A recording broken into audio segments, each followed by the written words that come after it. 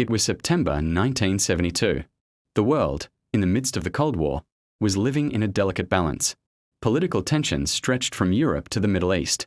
Yet, for a few weeks, the eyes of the planet were on Munich, West Germany, where the Summer Olympic Games were being held.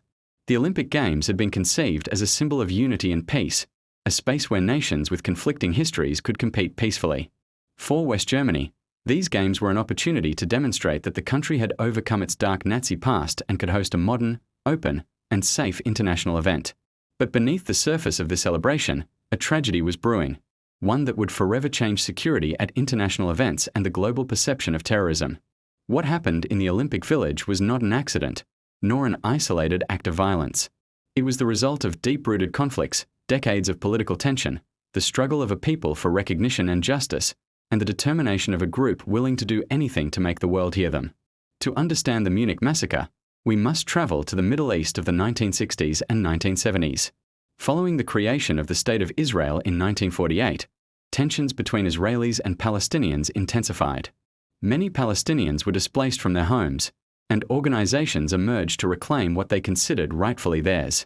Among these organizations, the group known as Black September stood out for its radicalism and calculated violence.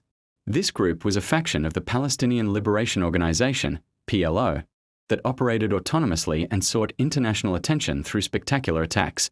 Black September targeted Israel for symbolic and strategic reasons. They wanted to force the Israeli government to yield to their demands and show the world that the Palestinian cause could not be ignored. And they sought a stage where global attention was guaranteed. They found it at the Munich Olympic Games. The attackers chose the Olympics because it was a global event. Every action, every move would be witnessed by millions. For them, it was the perfect platform for a political statement through violence. West Germany, confident in its ability to secure the Games, did not anticipate that an international terrorist group could infiltrate the Olympic Village and take athletes hostage under its watch. The Munich Olympic Village was designed to be open and accessible, reflecting the philosophy of peace and fraternity. Athletes could move freely, interact with competitors, and enjoy their facilities without barriers or strict controls. However, this openness became a vulnerability.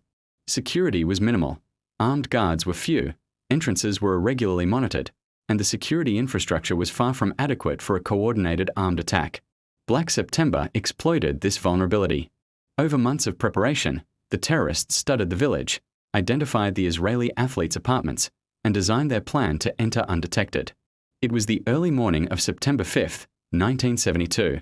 While most athletes were sleeping or preparing for their competitions, a group of 8 armed men broke into the Israeli delegation's apartment.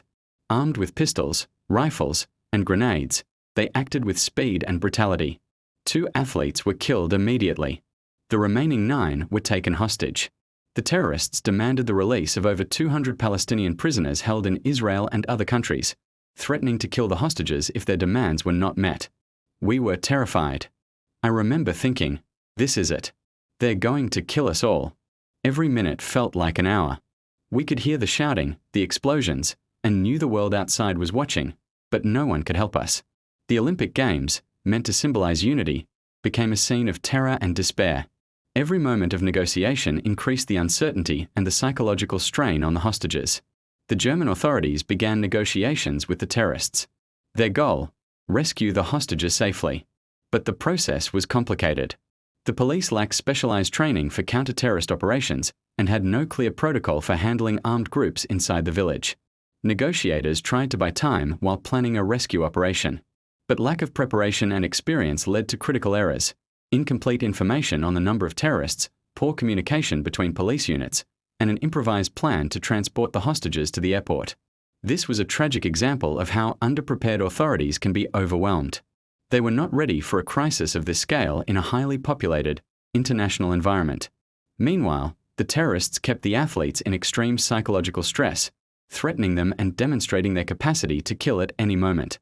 Every passing minute increased the tension and risk of tragedy. After hours of failed negotiations, it was decided to move the hostages to Fürstenfeldbruck Airport, hoping a controlled operation could free them. The transfer was fraught with problems. The police were inadequately armed, transport vehicles were unsuitable, and no contingency plan existed. When the group arrived at the airport, the terrorists realized they were cornered and opened fire.